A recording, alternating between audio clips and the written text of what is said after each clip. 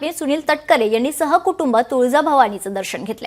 महाराष्ट्रातील जनतेचं हित व्हावं, सुनील तटकरे यांनी तुळजाभवानीला साकडं घातलेलं आहे।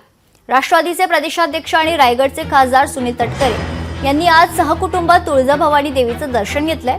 आपण सार्वजनिक जीवनात वागत असताना अजित पवार असो किंवा वैयक्तिक काहीही मागत नाही, जनतेचं हित व्हावं असं तटकरे यावेळी म्हणालेले आहेत।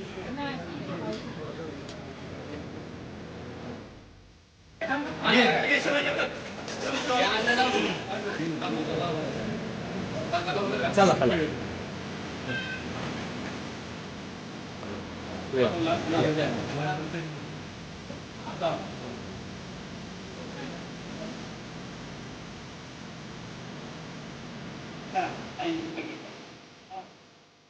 गेले 45 वर्ष हवाईपणाने मी सहकुटुंब महाराष्ट्रात आराध्य दैवत आई तुळजाभवानी मातेच्या दर्शनासाठी दरवर्षी नियमितपणे येत असतो।